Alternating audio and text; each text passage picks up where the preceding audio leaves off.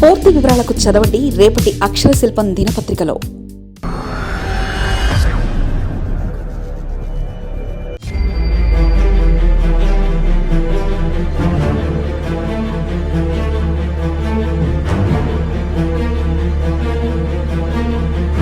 ATM any time మద్యం.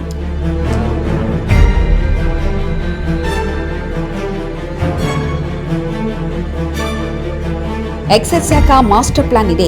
కూటమి ప్రభుత్వం కొత్త మధ్యాహ్నం విధానం ఇదే.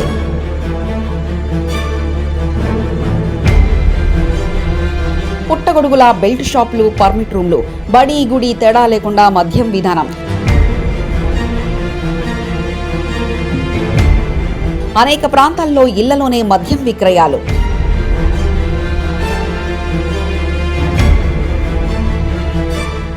ATM అంటే ఎనీ టైం మనీ కాదు, ఎనీ టైం మద్యం. ఎక్కడ పడితే అక్కడ, ఎవరికి కావాలంటే వారికి, ఎంత కావాలంటే అంత మద్యం దొరుకుతున్న నేపథ్యం.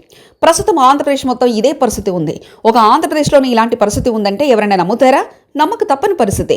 ఎందుకంటే ఎక్కడ పడితే అక్కడ బెల్ట్ షాపులు, ఇళ్లలోనూ జ్యూస్ సెంటర్లోనూ ఎక్కడ పడితే అక్కడ దొరుకుతుంది మద్యం. కాస్తంత అంటే ₹1 దగ్గర ₹2 ఇస్తే చాలు, చక్కగా అన్ని బ్రాండ్లు దొరికేస్తాయి. ముఖ్యంగా తక్కువ రేటుకు దొరకాల్సింది కాస్త ఎక్కువ రేటుకి, ఎక్కువ రేటుకు దొరకాల్సింది ఇంకా ఎక్కువ రేటుకి ఎక్కడ పడితే అక్కడ అన్నీ దొరుకుతున్నవి. కాబట్టి మందు బాబులకు హ్యాపీయే. ఇది ఈ రాష్ట్ర పరిస్థితి. ఈ రాష్ట్ర పరిస్థితి చెప్పాలంటే ఒక జిల్లాను ఉదాహరణగా తీసుకోవాలి. అదే విశాఖ జిల్లా.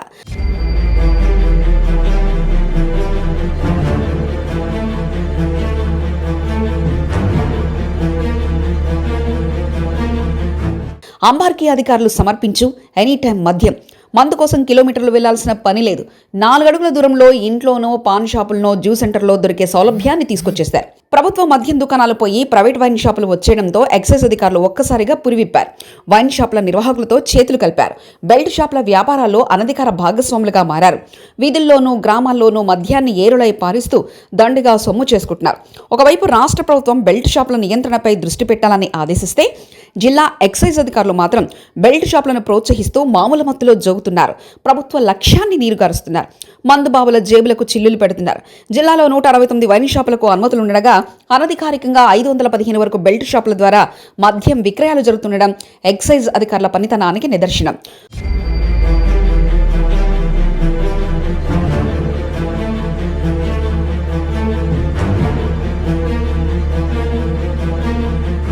ప్రభుత్వ మద్యం దుకాణాలను రద్దు చేసి ప్రైవేట్ వైన్ షాపులకు అనుమతిచ్చింది. ఇదే సమయంలో అన్ని ప్రాంతాలలో, గ్రామాలలో మద్యం బెల్ట్ షాపులు కూడా వెలిశాయి.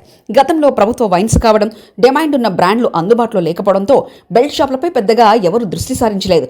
ప్రస్తుతం ప్రైవేట్ వ్యక్తులు వైన్స్ నిర్వహిస్తుండడం, వారి ద్వారా కావలసినంత మద్యం, కోరిన బ్రాండ్లు దొరుకుతుండడంతో బెల్ట్ షాపులు యథేచ్ఛగా వెలిశాయి. వైన్ షాపుల్లో మద్యం విక్రయాలలో నిర్వాహకులపై ఆశించిన కమిషన్ రావడం లేదు. ప్రభుత్వం మందు 20% కమిషన్ వస్తుందని చెప్పినప్పటికీ పన్నులు, సెస్ల రూపంలో 7% వరకు కోత విధిస్తుంది. దీంతో 13% కమిషన్తో సరిపెట్టుకోవాల్సి వచ్చింది. షాపుల నిర్వహణ, సిబ్బంది ఖర్చులు పెరిగిపోవడంతో మద్యం వ్యాపారం అంత ఆశాజనకంగా లేదు. ఈ విషయాన్ని కొందరు వ్యాపారులు బహిరంగంగానే తమ గోడును వినవించుకున్నారు. ఈ సమయంలో ఎక్సైజ్ అధికారులు వారికి మాస్టర్ ప్లాన్ ఇచ్చారు. గతంలో మాదిరిగానే బెల్ట్ షాపుల ద్వారా 25 నుంచి 30% వరకు అధికంగా డబ్బు సంపాదించుకోవచ్చన్న విషయాన్ని సూచించారు. ఆదాయం అధికంగా ఉంటుండడంతో బెల్ట్ షాపుల నిర్వహణకు పోటీ పెరిగింది. ఇదే అవకాశంగా గ్రామాల్లోని కొన్ని చోట్ల అధికార పార్టీ నాయకులు, మరికొన్ని చోట్ల ఎక్సైజ్ అధికారుల ప్రోత్సాహంతో బెల్ట్ షాపుల నిర్వాహకులు ముందుకొచ్చారు. దీంతో ప్రతి గ్రామం, కాలనీలో ఎనీ టైం మద్యం అందుబాటులో ఉంటుంది. అధికారుల అండదండలతోనే బెల్ట్ షాపులు నడుస్తుండటంతో ప్రజలు ఎన్ని ఫిర్యాదులు చేస్తున్నా ఫలితం ఉండలేదు.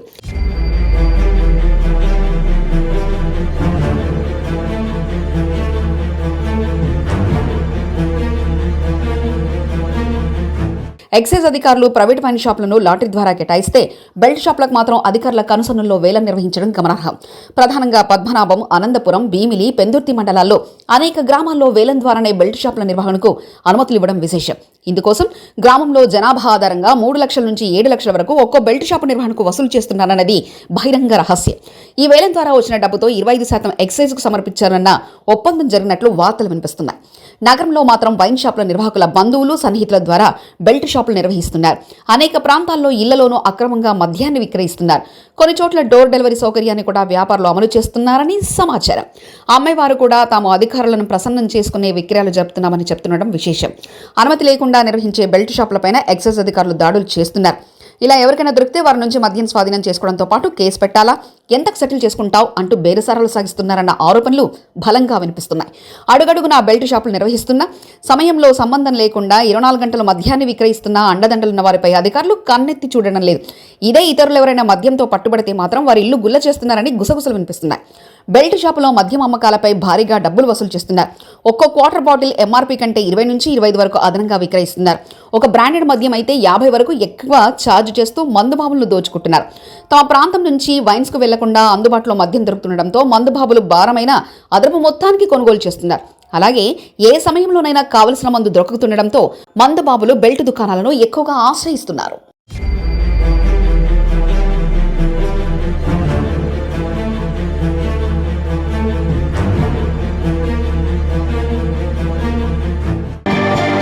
మరిన్ని కథనాల కోసం సబ్స్క్రైబ్ చేసుకోండి మీ అక్షర శిల్పం. పూర్తి వివరాలకు చదవండి రేపటి అక్షర శిల్పం దినపత్రికలో.